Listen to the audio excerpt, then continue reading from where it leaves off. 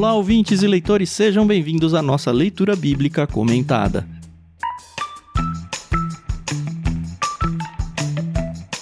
Eu sou o Thiago André Monteiro, @vulgutan, estou aqui, como vocês já sabem, com a Carol Simão e com o Edu Oliveira, pra gente conversar sobre o primeiro capítulo de Êxodo. Na semana passada a gente já postou o episódio com o prefácio do Êxodo, onde a gente faz a apresentação, um escopo geral maior de autoria, de época, do livro, o que a gente vai encontrar, o que não vai encontrar no livro. E hoje, então, finalmente vamos começar esse segundo livro do Pentateuco, Êxodo, escrito por Moisés, hein? Quem quiser dizer diferente, não vale. Tá errado.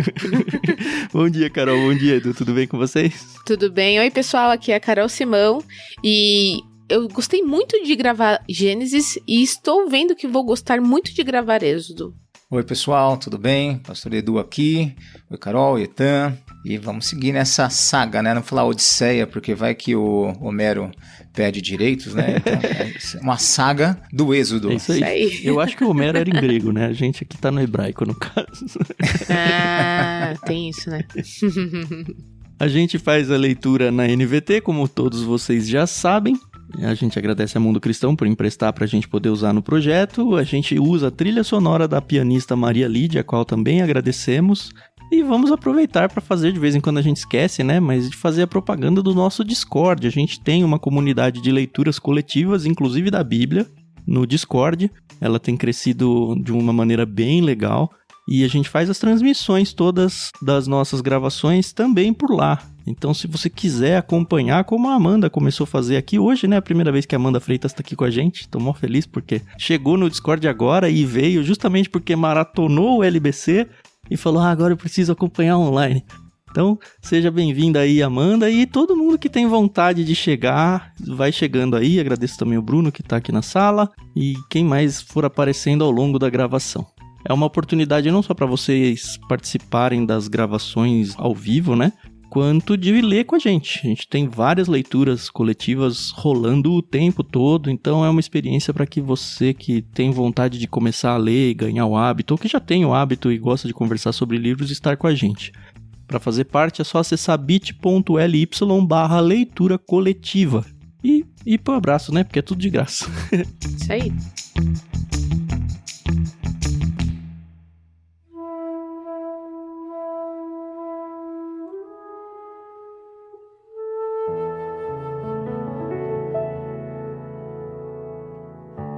O texto de hoje a gente vai fazer a divisão em 2 blocos. No primeiro bloco a gente vai até o verso 14, e eu que vou fazer a leitura. E do 15 até o final é o Edu que vai fazer a leitura. Então vamos lá.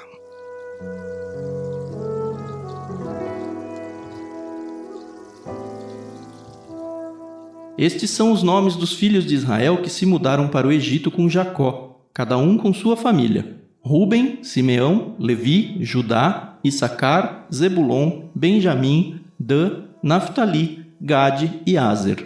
Ao todo, desceram ao Egito 70 descendentes de Jacó, incluindo José, que já estava lá. Com o tempo, José e seus irmãos morreram, e toda aquela geração chegou ao fim.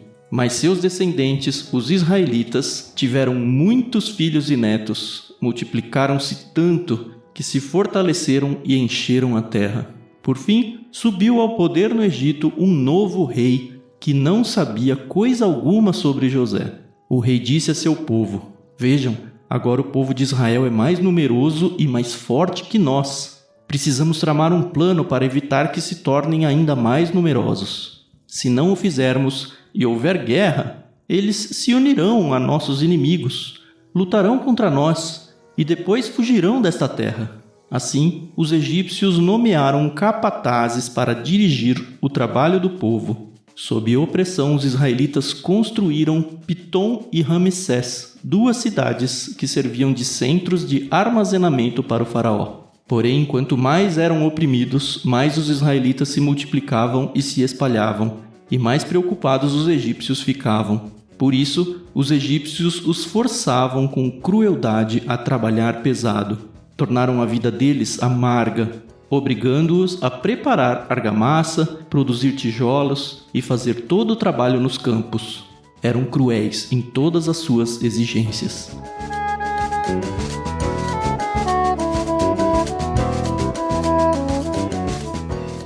Bom, a Carol falou, eu tô super animada porque eu tô empolgada com a história. E a gente abre esse livro com uma genealogia e já deu aquele, meu Deus, vai ser um capítulo só pra falar dos 70 que entraram no Egito. Mas não. Ou 75. Calma, chegaremos lá. A gente tem aqui uma óbvia continuação de Gênesis, né? A gente já falou isso no prefácio. Mas, assim, conta muito claramente... Tá, José foi lá com a sua família e agora essa família se multiplicou. A gente já mencionou também por lá que eles ficaram 430 anos no Egito. Então, assim, é um período bem grande, né? Para alguém que chegou lá para ser salvo e de repente se tornou escravo. Acho que no tempo de vida aí deles cabe. Se a gente for olhar, por exemplo, para a história do Brasil, de 1500 para 2000 é pouco mais aí. Assim, em ordem de grandeza é mais ou menos isso, sabe? 100 anos a mais aí, mas não é um absurdo de distância, né? E quando chegaram os portugueses era tudo mato, né? Hoje a gente tem um país aqui com milhões e milhões de habitantes funcionando, então acho que faz bastante sentido esse período. E a gente já vê também a lista, né, dos filhos de Jacó, caso você tenha se esquecido. Só que aqui ele não inclui José, porque José já estava lá no Egito, né? E aí, o Du já começou falando, né, 70 ou 75, né? Porque rola, não é uma polêmica, né? Mas algumas pessoas gostam de frisar, né, que chegaram 70, mas que a família de José, que já estava lá, sua esposa e seus filhos, somando os homens, deram 75. Lembrando, mais uma vez, que eles estão contando aqui homens e homens adultos, né?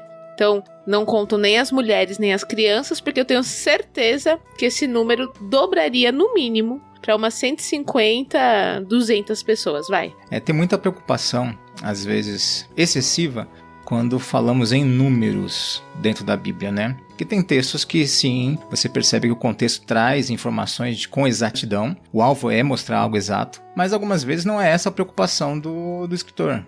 Não é esse o alvo dele, né? Então é muito comum isso acontecer, né? E daí aqueles, né? Os anti-Bíblia querem, olha ali um erro, né? E no fato não é esse, porque não era essa a preocupação. Na real, a polêmica ela meio que surge por dois motivos, né? O principal é porque nos manuscritos do Mar Morto, que foram encontrados aí na nossa era, vamos dizer assim, recentemente, entre aspas, recentemente, né? E também na Septuaginta, que é a versão grega do Antigo Testamento, a gente já falou que o texto original em hebraico, não aparece 70 nesse texto, aparece 75. E se a gente for para Atos 7,14, diz assim: depois José mandou trazer para o Egito seu pai Jacó e todos os seus parentes, 75 pessoas ao todo. E aí, como o Edu falou, as pessoas ficam, não, é 70, é 75, a Bíblia está errada, vamos invalidar o todo e tudo mais, né? Mas enfim, Sim. A gente eu acho que nunca vai saber exatamente o porquê dessa diferença. O que alguns sugerem é que o número 75, né, é maior porque incluía os 5 filhos de Efraim e Manassés, que já estavam no Egito. E aí tem o nome deles lá em Números 26, se depois você quiser olhar. E aí, assim, encaixa. Mas eu acho que é mais uma força pra tentar conciliar as coisas. E, na verdade, eu nem gosto muito de entrar nesse tipo de polêmica ou nesse tipo de discussão, que eu acho que desvirtua o propósito, sabe? Eu também concordo com você. Eu acho que, assim, pelo LBC, por ser um estudo aqui, é interessante, sim, a gente pontuar que existe, né? E quem tiver interesse em correr atrás de algum tipo de estudo ou informação, sabe que, pelo menos, o assunto existe e segue em voga aí.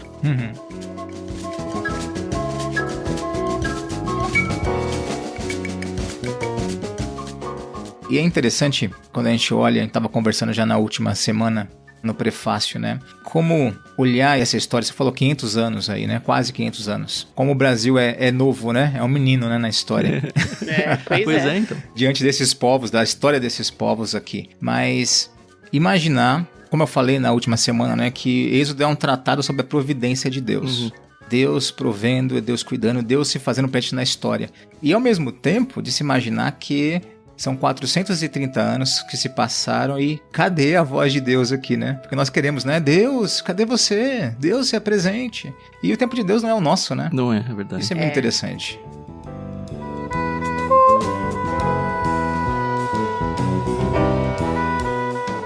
E E aí a gente vê a morte de José, dos seus irmãos, né? Lembrando que José, em idade, só perdia para Benjamim, né? Que era o caçula ali daquela geração. E morreram. E eu lembro que quando a gente tava lá em Gênesis, eu até comentei o quão absurdo soa para mim a imagem de José ter sido perdida, né? Como eles conseguiram esquecer? Como que o faraó, o novo faraó, né? Que ascendeu ao trono, não sabia que era José? Sabe? José foi uma figura tão importante dentro da história egípcia, né? Salvou o Egito e o mundo da fome ali, naquele contexto, né? E o cara não saber quem ele era... É uma coisa que me deixa muito inconformada, eu entendo, né? A gente até discutiu um pouco disso lá em Gênesis, mas pra mim é muito difícil conceber que eu em 2023, tá bom, Carol, os relatos de Moisés vieram depois e tal. Mesmo assim, como é que Moisés ficou sabendo disso? Sabe? O povo hebreu, né, ele é muito conhecido pela transmissão oral das coisas, então eu acho que muito acabou indo por aí. Essa questão do como perdeu a memória do José, de novo, eu comecei a estudar um pouco e, assim, a impressão que me passa é que os eruditos, eles não concluem isso, mas todos eles passeiam na ideia de que isso aconteceu muito, cronologicamente falando, na época em que o Egito foi tomado pelos Ixos. E que os Ixos, inclusive, tinham tomado o poder do Egito. O que faria todo sentido não ter memória do José se, de repente, um outro povo foi lá e pronto, sabe? Tanto que tem um comentarista que, no verso 8, ele menciona o seguinte, olha, provavelmente esse se levantou, que aparece aí, significa que se levantou contra, indicando uma tomada do trono egípcio por um estrangeiro, o que combina muito com essa chegada dos Ixos. Mas, de novo, eu não achei unanimidade aqui, tá? Até porque as pessoas não são unânimes nem em pontuar a cronologia do Êxodo em si, como a gente já mencionou no prefácio. Mas saiba que, assim, tem isso, sabe? Não era uma sequência natural dos faraós.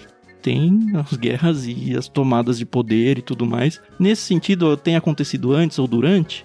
É algo que realmente justifica simplesmente, esqueceu essa memória. Ou mesmo que não tenha esquecido, realidade é outra agora. E azar que esse cara era salvador, agora ele tá aqui atrapalhando, sabe? Agora ele tá morto.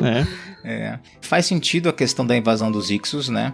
Mostrando essa falta de conhecimento com José. E também a gente precisa levar em conta que quando a gente pensa em conhecer, o José tinha relevância para o povo hebreu, mas para o faraó com a qual ele viveu, aquele período, sim. Mas para um outro povo que não tinha nenhum contexto com José, não faria tanto... Até pensando, 500 anos, 430 anos. O que é, a gente fala, né? O Tiago falou, né? Era só mato, né? Antes da chegada dos portugueses. Sim. Mas o que era daqui antes disso tudo? Não, vamos fazer o paralelo para o Brasil. Hoje a gente nem sabe quem é a família real.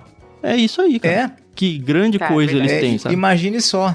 Quais eram as tribos dominantes no Brasil no período, né? Como que funcionava a vida aqui, como que era a relação deles com as tribos na Venezuela, no Chile. Você vê que a gente não tem isso não tem. Se perdeu, né, em 500 anos.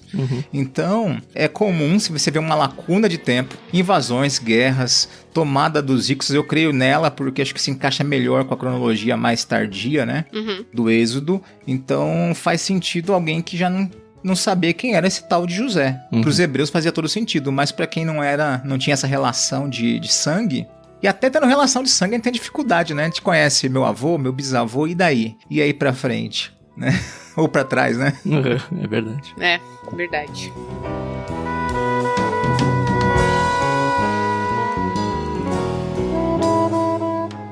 Vocês tiveram a curiosidade de, número 1, pra quem gosta aí da parte de números, né? Essa lista dos 70, só pra mencionar, tá? Ela aparece em Gênesis 46, a gente já passou e tem LBC sobre ele. E a gente menciona esse fato dos 70 ou 75 lá também, tá? Então, se você quer desenvolver um pouco mais essa ideia, vai no episódio de Gênesis 46 que a gente vai falar. Mas o que eu queria falar é, nesses versos 2 a 4, as escrituras relatam os filhos do Israel, né? Os filhos de Jacó. Vocês perceberam a ordem que eles aparecem, não? Não é a ordem de nascimento. Mas Rúben não é o mais velho? Não, no começo é. Rúben, Simeão, Levi, Judá, tá certo. Ah, e depois... Então, aí depois vem Issacar e Zebulon, que são filhos da Lia também. Os 4 primeiros são filhos da Lia. Aí Sim. Issacar e Zebulon, que são filhos da Lia, mas Jacó teve filhos com concubinas no intervalo aí. E aí aparece o Benjamim, que é da Raquel. Não aparece o José, porque, enfim, ele vai ser mencionado depois que o José já estava lá, né? E aí, depois que ele menciona o nome, então, das esposas, é que vem o nome das concubinas. E o nome da concubina que aparece primeiro é o da Raquel. E depois a da Lia. De Lia. O que quer dizer isso? Não sei. Talvez uma predileção, pelo menos, aos nomes dos filhos das esposas, né? Não sei se faz alguma diferença o fato da ordem das concubinas. Mas eu achei bem interessante aparecer os filhos das esposas primeiro. Será que eles eram preferidos de alguma forma? Não sei. Ou até culturalmente, né? Você vai olhar culturalmente, o filho da esposa tinha preferências ali, né? O exemplo de Isaac, né? Com Ismael. Sempre vai ser mencionado Isaac. Ismael fica de canto. E Ismael seria o primogênito. É verdade. E a gente sabe que Ismael também virou uma grande nação, mas não a nação da promessa, né? É interessante.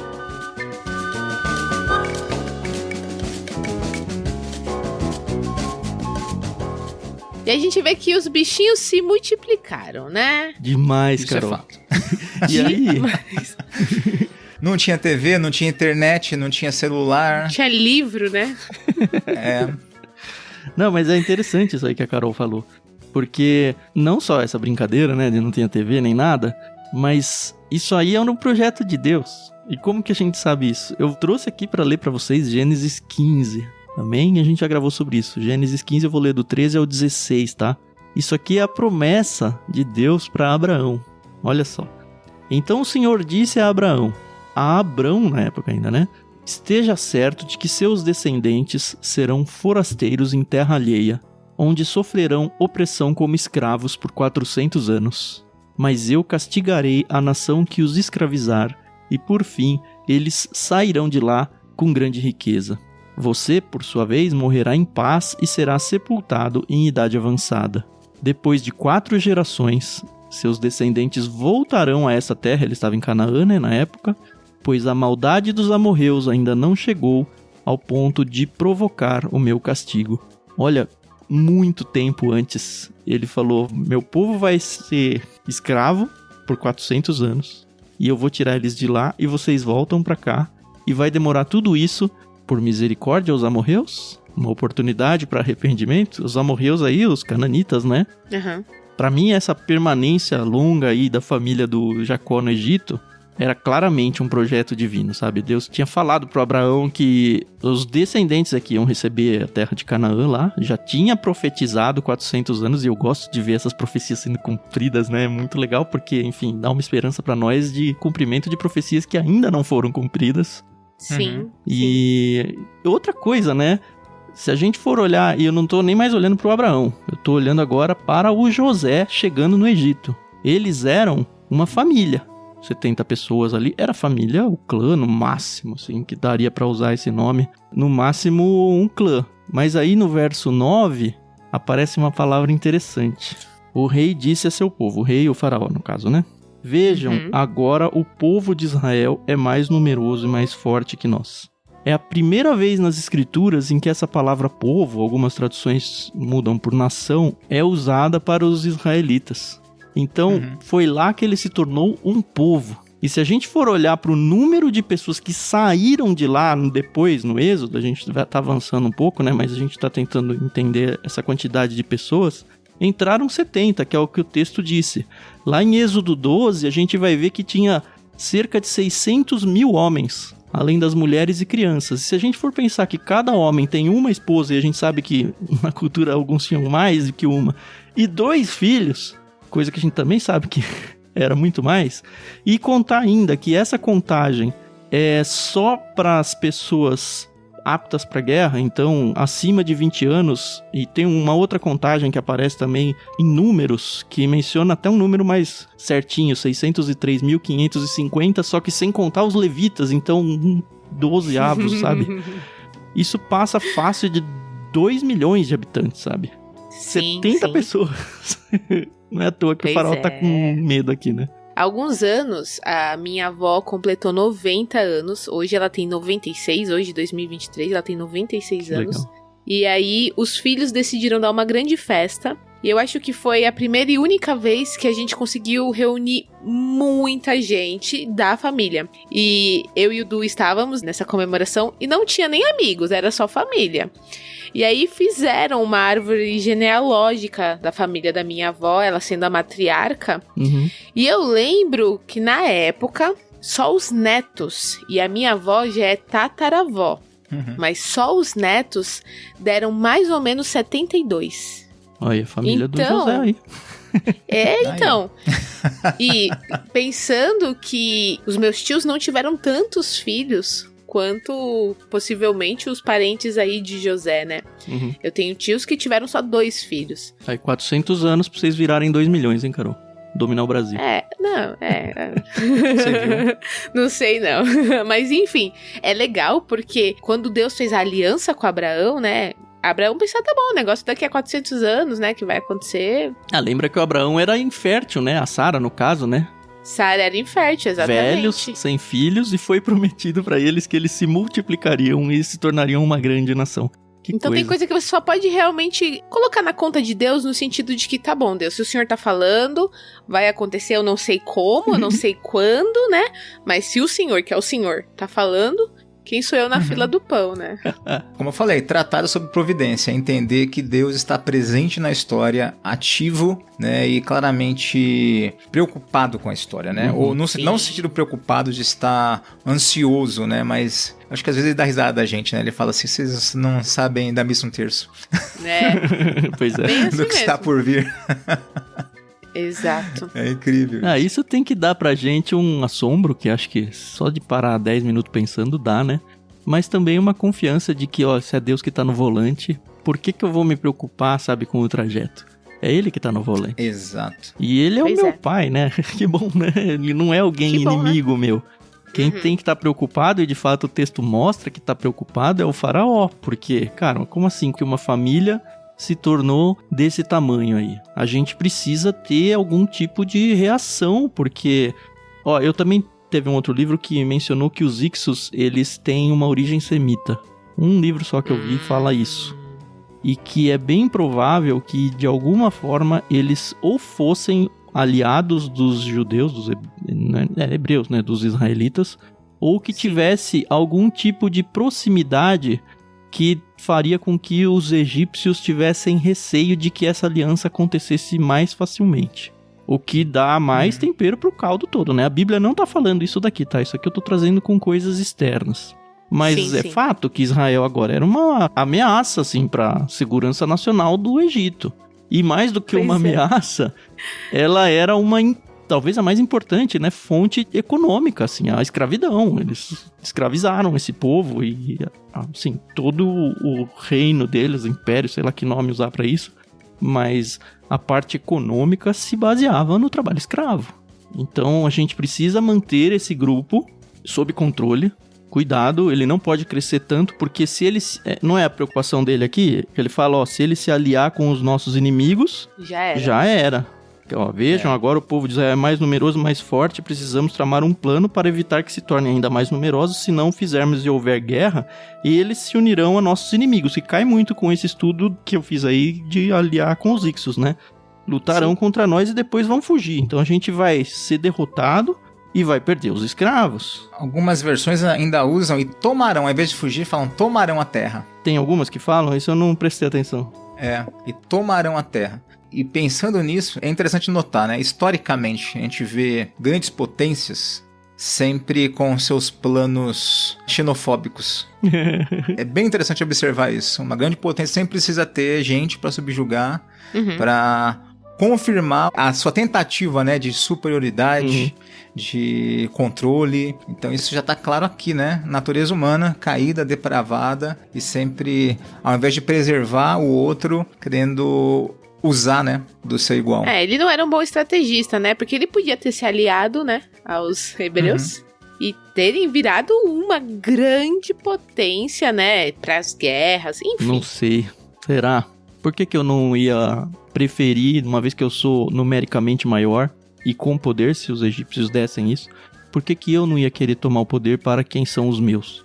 Lembra que os hebreus, isso já veio lá do Gênesis, eles nem comiam junto com os egípcios, eles eram totalmente execrados, assim, era uma ofensa misturar as raças, então a gente até destacou isso como uma providência de Deus para que eles não se miscigenassem, né, que seria uma coisa natural e eles iam perder a identidade como um povo que eles estavam se tornando.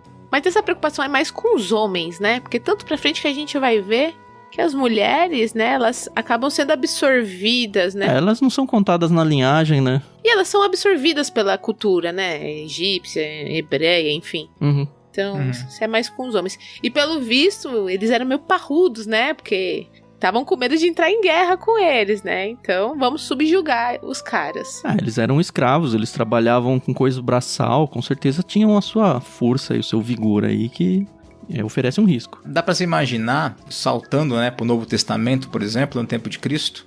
É histórico isso, né? Você vê Roma tomando poder de vários povos, grandes povos, poderosos de batalhas, e ele chega numa terrinha, num pedaço de terra daquele tamanho, e o único povo subjugado por Roma, que não entregava homens pro exército, que não trabalhava no sábado, era o povo de Israel. Que tinha certos benefícios, era um problema. Sim, o judeu era um problema pro Império Romano. Pois é. E bem sucedido, né? Deixo de trabalhar um dia e ainda sou bem sucedido. Pois é. Não enviava seus filhos pra guerra, então não tinha judeu no exército romano.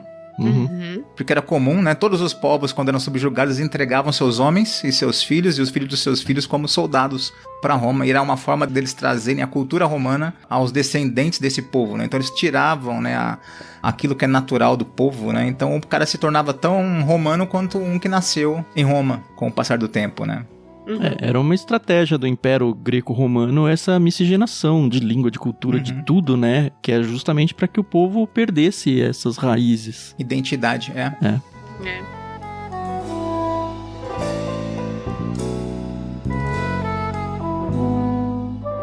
Bom, a gente vê que o faraó então subjuga, né, o povo hebreu. E nessa eles constroem logo 2 cidades, né? Pitom e Ramsés. E aí também gera um probleminha, né, esse nome Ramsés, né? Não sei se é isso que você ia falar. Exato.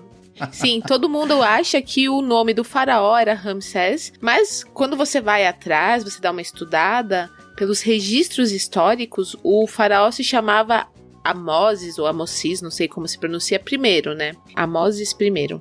Então, muito possivelmente Ramsés era apenas e somente o nome da cidade, mas ganhou aí uma fama. Ele se torna o nome de faraó.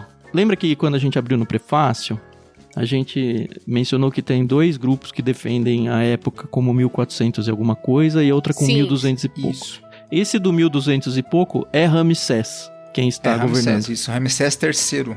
Esse Amoses I, ele é fundador da 18ª dinastia do novo Império Egípcio, que é onde a gente está defendendo aqui, que é a época. Só que esse Ramsés aparecer aqui é muito estranho, porque na verdade a cidade recebe o nome do seu governante. E falou, se não era a época do Ramsés, como que eles deram esse nome Ramsés? E qual que é a saída, né, pra quem defende essa ideia de que não, o faraó aqui é Amoses? Aliás, faraó é bom a gente mencionar, né, pode ser que alguém não saiba. Faraó mesmo é um título, tá? É o nome de um rei, não é o nome de uma pessoa. O nome em si significa grande casa, é um título pro governante egípcio e não é um nome de pessoa. É tipo o czar, né, da Rússia. Ele tinha um quase semideus aí, ele personificava o domínio dos deuses sobre o Egito, então isso dava pra ele autoridade absoluta sobre todo mundo. Mas fechando parênteses aí, eu só queria explicar esse Ramsés aí pra gente que defende os 1400 e pouco aí pra essa época. Eu, pelo menos, acredito que é similar ao que aconteceu com Dan. Tem uma cidade que ela é mencionada no Gênesis, em Gênesis 14:14, de novo em Josué 19:47 e em Juízes 18:29. Essa cidade ela é mencionada nos 2 em Dan, só que Dan não existia ainda como tribo. E aí, qual que é a coisa que explica?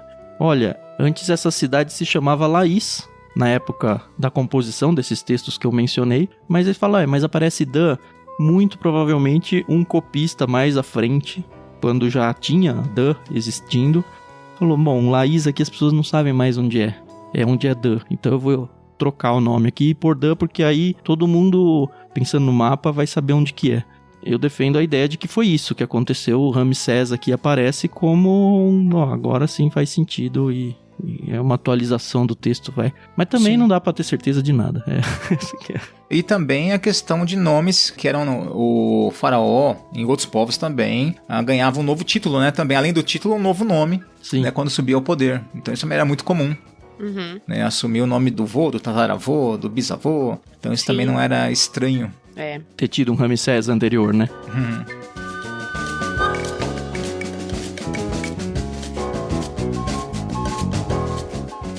Eu acho interessante a gente também falar sobre a localização dessas duas cidades, né? Pitom e Ramsés, que elas ficavam ali em volta do Rio Nilo, porque era uma região estratégica, né? Então, elas se transformaram em cidades que estocavam suprimentos militares e agrícolas. E a gente sabe que numa situação assim de guerra, de invasão, quem tá perto da água tem uma vantagem, né? E o Rio Nilo, a gente sabe que tinha um papel fundamental dentro da Economia agrícola mesmo, da irrigação da terra Isso. e tudo. Exatamente. Então, o Egito, que era uma grande potência, a gente não pode esquecer disso. Hoje a gente olha pro Egito e a gente só vê deserto e ruínas, mas era uma potência gigantesca. Pelo menos nessa parte eles eram bem estrategistas.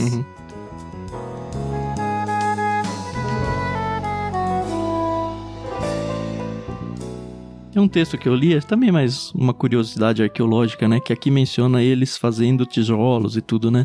Diz que as cidades, acho que mais ao sul, se não me engano, elas eram todas construídas com pedras, que tinha muitas pedreiras no Egito e tudo. Só que essa região onde eles são mencionados aqui, Pitom e Ramsés, não tinha essas pedreiras.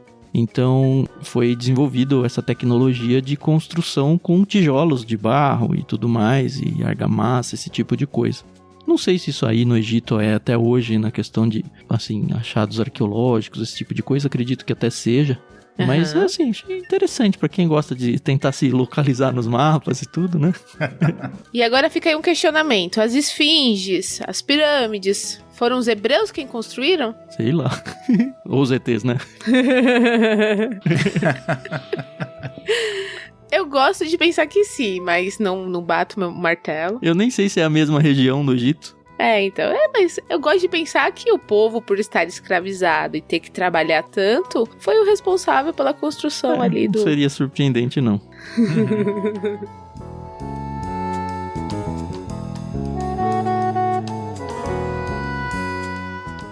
Antes da gente virar pro próximo bloco, tem um detalhezinho no verso 14...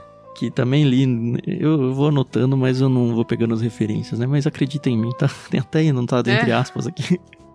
Tornaram a vida deles amarga, certo? Aparece aqui no 14. Sim. Esse amarga é a palavra que vai dar origem às ervas amargas, lá na refeição da Páscoa, quando eles vão fugir no Êxodo. E vai, assim, trazer pra eles a memória do que era a vida no Egito, né? Olha, vocês saíram daqui e tem que comemorar, né, essa saída com ervas amargas pra você se lembrar de qual era a sua realidade.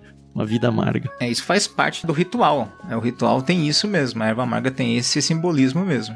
Lembrar, olha como que era lá atrás. E pior que a memória é fraca, né? Não quero pular, né? Mas pouco tempo depois já estão reclamando, né? As cebolas. A saudade do Egito vai bater, né? Os pepinos. Os açoites. Pois é. Mas tinha os melões. Então. Tinha os melões.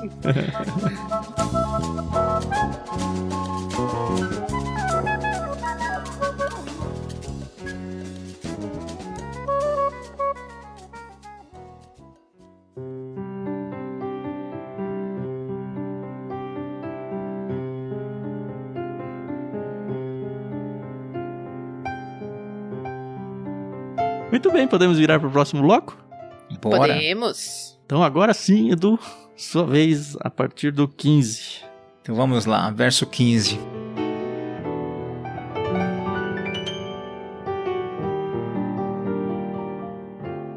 O faraó, rei do Egito, deu a seguinte ordem às parteiras hebreias, Sifrá e Puá. Quando ajudarem as hebreias a dar à luz, prestem atenção durante o parto. Se for menino, matem o bebê. Se for menina, deixem que viva. Mas as parteiras temiam a Deus e se recusaram a obedecer à ordem do rei. Assim, deixaram os meninos viver. Então, o rei do Egito mandou chamar as parteiras e lhes perguntou: por que fizeram isso? Por que deixaram os meninos viver? As mulheres hebreias não são como as egípcias, responderam as parteiras a Faraó. São mais vigorosas e dão à luz com tanta rapidez que não conseguimos chegar a tempo. Deus foi bondoso com as parteiras e os israelitas continuaram a multiplicar-se e tornaram-se cada vez mais fortes. E porque as parteiras temeram a Deus, ele deu a cada uma delas a sua própria família. Então Faraó deu a seguinte ordem a todo o seu povo: lancem no rio Nilo todos os meninos hebreus recém-nascidos, mas deixem as meninas viver.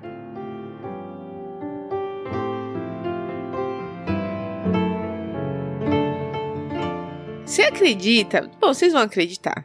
Mas você, ouvinte, acredita que eu só vi que as parteiras eram hebreias estudando hoje? Eu nunca tinha visto também.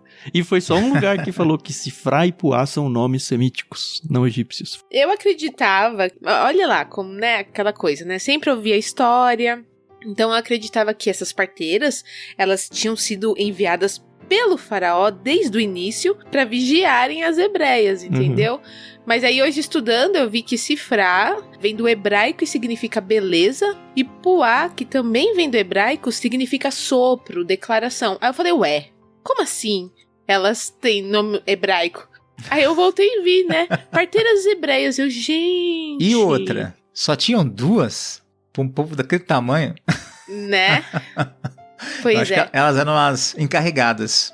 As com chefes, certeza, né? As É bem enfermeiras provável, chefes. eram as encarregadas de separar ali para que tudo acontecesse. Já pensou se fosse só duas, a loucura que é a vida? Aí não chega tempo nem Imagina. das Nossa. egípcias. Aí não tem tempo mesmo. Falou, ô faraó, você não me ajuda a treinar outras aqui? Como eu vou conseguir? Não Tem coisas jeito. na Bíblia que me intrigam pro bem. E esse é um dos versos, uma das partes que me intrigam bastante. Eu não quero queimar a largada, mas a história de Raabe me intriga muito. E essa também, por causa da mentira. E nós aprendemos que nós não devemos mentir em hipótese alguma, que nós devemos sempre vir com a verdade, né? Mas Raabe mentiu quando escondeu os espias. A gente ainda vai passar por essa história um pouco mais adiante. E as parteiras, elas mentiram. Será que mentiram? Eu fico pensando. Então, aí eu fui atrás disso, né? Eu falei, poxa vida, né? Eu tenho certeza que Deus não vai justificar. Não é que elas mentiram, né? É que elas fizeram não sei o que e tal. E aí eu gostei de um estudo que eu peguei aqui na internet que fala muito sobre essa questão, né? Será que Deus abençoou as parteiras porque mentiram para Faraó? Deus as abençoou não porque mentiram, mas pelo fato de terem salvado a vida de bebês inocentes. Isso não significa que a mentira era necessariamente a melhor resposta para Faraó. No entanto, as parteiras foram abençoadas porque não violaram a maior lei de Deus, que proíbe o assassinato. Isso me deu muita paz, sabe? Tem situações na vida que a gente vive, e a gente estuda isso numa matéria no seminário, ética, né? Em que a gente tá em situações, normalmente sem poder, né? Onde a gente tem que escolher entre dois maus. E aí, qual que a gente vai escolher? Aí tem a questão do mal menor e tudo mais. E entra na equação coisas como é mais importante obedecer a Deus do que aos homens. Também é uma verdade bíblica e tudo mais. Inclusive, essa verdade está aqui, né? Então. Eu já tive essa preocupação, esse incômodo, Carol. Mas não tenho mais, sabe? Eu acho que a gente seguindo a vontade de Deus e buscando fazer o que é correto, é isso que vale, sabe? Eu tava até tentando encontrar um texto aqui, deixa eu ver se eu acho, porque eu achei muito bom. Enquanto o Tiago acha aí, vale ressaltar, trazendo para cá, para nossos dias, né? Para o nosso tempo, olhar uma coisa aqui. Sempre que nós vemos Deus abençoando o povo, Deus abençoando elas, porque elas andaram na contramão da cultura. Né? Enquanto era normal, né? Olha, a ordem do faraó é assim, tá beleza. Então se eu obedeço a ordem, a grande ordem do dia, é assim que vai ser. E você vê duas mulheres, e não só elas, outras pessoas que disseram assim, não. A cultura fala isso, o momento diz que isso é certo, mas eu entendo que isso não é certo não. Então eu estou disposto a pagar o preço disso. Eu acho que, de fato, a grande questão não é a mentira, é o risco que elas estavam tomando, né? O risco que elas estavam correndo em preferir fazer o certo. e ver Deus, né, Deus de providência, cuidando delas e do povo, né, porque fala que quanto mais eles eram afligidos, mais eles crescem. Sim. E é uma coisa, né, a Carol acho que é negócio de pastor, né, ela acompanha bastante isso, por estar perto, né, os pastores têm sempre as mesmas frases às vezes, né, você já sabe que ele vai dizer aquilo, meu Deus, não aguento mais ouvir isso, mas nós precisamos entender que a igreja, o cristão, ele anda na contracultura. Não existe aquele negócio, mas no nosso tempo é diferente. Todo mundo faz isso. Todo mundo matava criança e jogava no Nilo. Era normal, era a ordem do rei, era a ordem do faraó. Mas eu não sou todo mundo. Então, nesse caso, né, antes importa obedecer a Deus e você vê bênção, né? Então, você vê bênção num povo que disse, não aceito. Eu sei que essa é a ordem, esse é o que tem que ser feito, mas não, porque isso aqui vai contra meus princípios, vai contra a minha relação com meu Deus. Isso faz toda a diferença. Sim. Eu achei aqui, é uma nota da própria Bíblia de Estudo da NVT. Tava procurando longe e tava perto, né?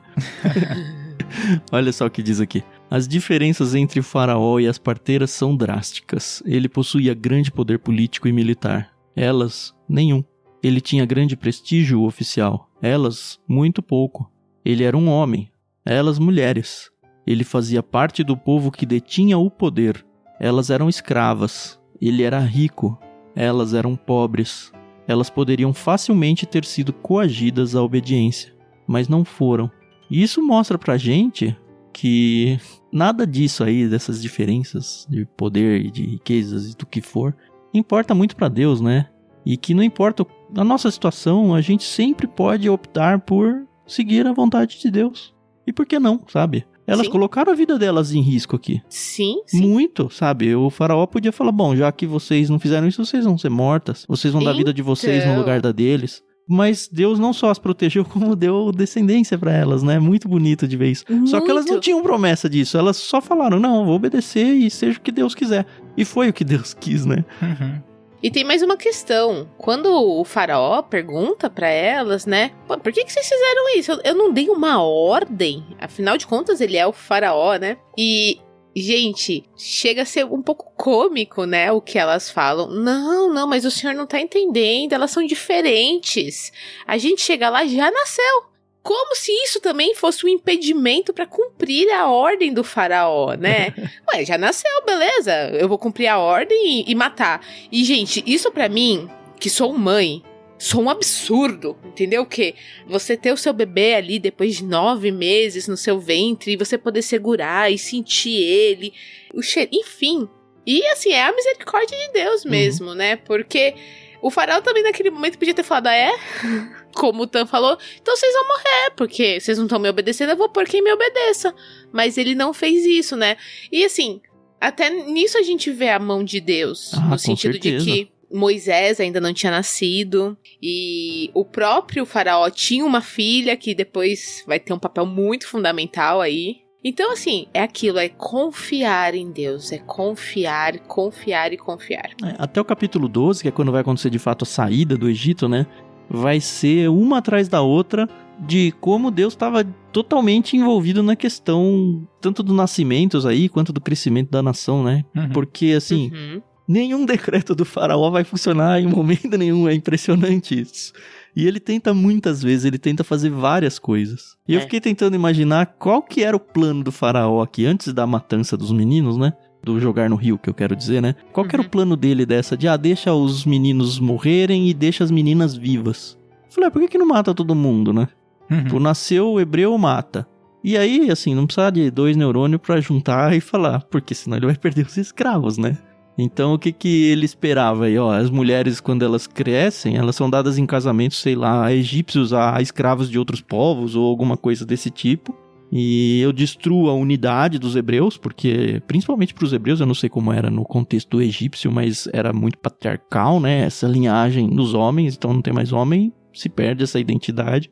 E ao mesmo tempo eu tô fornecendo escravos o tempo todo. Eu vou além na sua linha de pensamento. Nesse contexto de época, você vê muito bem a mulher como propriedade dentro da cultura. Sempre propriedade, moeda de troca, né? Então, era dinheiro, era moeda para faraó. E Aqui nesse texto, e eu já vou dar um spoiler pro segundo, né, que a gente vai gravar daqui a pouco, tem uma coisa que eu acho linda, porque muitas vezes você escuta, então já tô dando spoiler aqui, aquele discurso, olha, a Bíblia, em especial o Antigo Testamento, é um livro altamente patriarcal, que não valoriza a mulher, que só fala do homem, que a mulher... E eu digo pra vocês, se você quer ver um livro que exalta a mulher, é você bater o olho com carinho na Bíblia.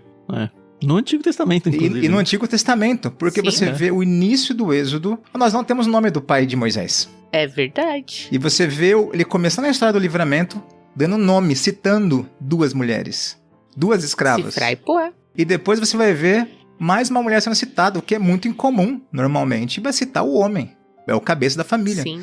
Então você vê um livro, você vê uma sequência de livros mostrando Deus no seu cuidado e dando o local de honra para a mulher. Inclusive, né, vou dar um salto lá, voltando lá, vocês já estudaram isso muito bem com o Tiago aí. No Gênesis, né, você vê Deus se apresentando para Abraão, Deus conversando com Abraão, né, sentando à mesa com Abraão, e você vê isso acontecendo com Jacó, né, a cristofania, teofanias aí, e você vê isso acontecendo... mais uma vez, com uma mulher, com uma escrava. Agar, né? Com Agar. É muito interessante você ver Deus dando lugar de honra para mulheres na Bíblia. Verdade. É muito interessante isso, ver esse cuidado. Porque a Agar, ela foge 2 vezes, ela tá sendo deixada de lado, né? A Sara, manda ela embora, ela vou morrer. E o próprio Senhor aparece para ela. Uma escrava, né? O próprio Senhor aparece para ela e dá promessas para ela. É muito incrível isso, né? Ele fala assim, você é escrava, mas eu estou aqui por você. Então é incrível ver isso, né? Essa equação, quando você fala assim, olha, esse livro não é um livro patriarcal. Aliás, ele mostra o ser humano querendo tratar assim, mas você vê Deus tratando na contramão. Começando um livro com 2 capítulos citando 3 mulheres que foram essenciais na história, dando honra a elas. A impressão que me dá é que essa questão de... Vou usar os termos da época de hoje. Essa questão de cotas, essa questão de pautas. Deus nunca esteve preocupado com isso. Seja homem e mulher no Antigo e Novo Testamento, a gente vê Jesus sendo sustentado pelas mulheres. Seja religiosamente falando, judeus e gentios. E toda vez choca, porque a sociedade tem essas divisões, assim, essas questões. Mas para Deus... não, é um ser humano, sabe? É um homem, é uma mulher, é um gentil, é um judeu. São pessoas. Então eu não tô preocupado nem em exaltar a mulher, porque, eu preciso ter uma mulher aqui na minha história, sabe? Não, ele tá lidando igual com o Jacó, ou com a Raabe, ou com seja lá quem for, sabe? São pessoas que estão dentro das peças do mundo onde Deus vai construir a sua história. E todas têm valores iguais, sabe? Ele só vai tratando com elas e é só a gente com a nossa mesquinhez e com a nossa visão super curta de mundo que fica nesse, não porque é homem, não porque é isso, é porque é aquilo. Você vê Deus na contramão com pobres, por exemplo, no Novo Testamento ele exalta quanto, sabe? Os pobres. É a contracultura, né? A contracultura da Bíblia, né? Isso é muito interessante.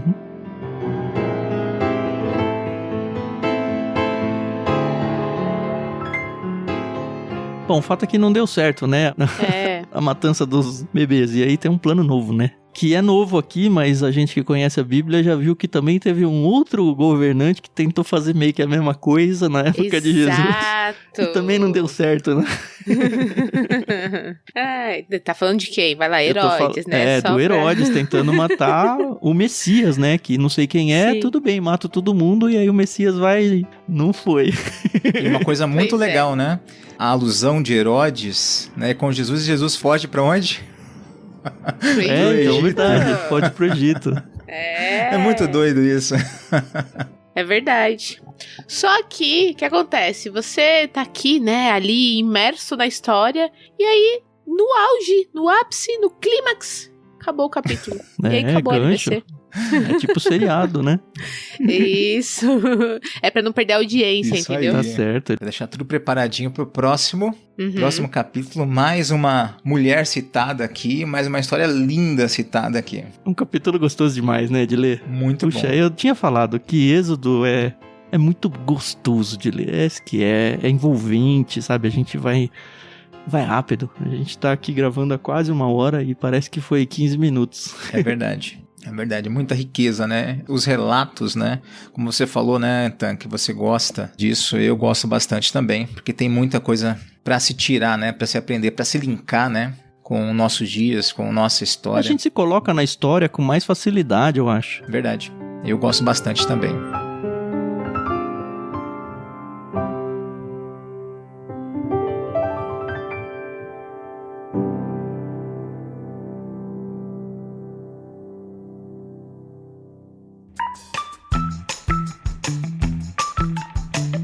Legal, então, finalizamos, né? Acabou, né? Fim do programa. Finalizamos com isso, agradecemos aos ouvintes que estão ao vivo aqui, agradecemos você, ouvinte aí, que está ouvindo esse podcast, sei lá em que momento da sua vida. Eu realmente espero que você esteja tão empolgado em seguir no Êxodo como nós estamos. É uma alegria muito grande, de verdade, poder falar sobre a palavra de Deus, compartilhar sobre ela e perceber que cada vez mais as pessoas têm encontrado o LBC. Você pode, obviamente, ajudar mais gente a encontrar a gente, compartilhando não só esse episódio, né, mas o projeto como um todo, falando, poxa, olha, eu descobri aqui um jeito novo de lidar com as escrituras, de ver a Bíblia, tanto para pessoas da igreja, assim, que em tese leem a Bíblia todo dia, né, e é bem em tese mesmo, quanto para as pessoas que não são de religião nenhuma e só têm curiosidade pelas escrituras. É um bom espaço para que a pessoa possa usar um pedacinho do seu tempo, seja no trânsito, lavando uma louça, fazendo uma faxina, ou na academia, ou seja lá onde for, e ficar ouvindo a Bíblia e conversando com a gente sobre ela, né? Você pode ser um grande catalisador disso, apresentando esse projeto então para que mais gente conheça e consuma isso com regularidade. E você também pode ser um catalisador ainda mais potente se você se juntar aos nossos mantenedores, porque, enfim, esse projeto demanda um tempo danado, uma grana danada, e a gente não cobra nada para entregar isso daí para ninguém, mas você pode sim nos abençoar fazendo parte da nossa nuvem, né, do nosso cardume aí de apoiadores. Para isso a gente criou uma campanha de financiamento coletivo no Catarse. Conheça o nosso projeto, só acesse o link para ler e ver se faz sentido para sua vida. Em catarse.me/ictus. Tem aí na descrição do programa. Finalmente, você pode ajudar a gente fazendo compras, as suas compras na Amazon, sempre partindo do nosso link, ictus.com.br/Amazon. Tem o link também na descrição. Sempre que você for comprar alguma coisa na Amazon, lembre-se de nós, entre nesse site aí que eu mencionei e siga fazendo suas compras. Você não vai pagar nada mais por isso, mas parte da sua compra vai vir como comissão para nós, então indiretamente você vai estar abençoando o nosso projeto missionário aqui. É isso, valeu Carol, valeu Edu, valeu ouvintes. Semana que vem a gente está de volta com o Êxodo 2. Isso aí, pessoal, valeu, muito obrigada pela paciência, audiência, a gente se ouve no próximo episódio, até mais. Até mais, pessoal, obrigado pela audiência, pelo bom tempo, um abraço Carol, Tan, e até nosso próximo episódio.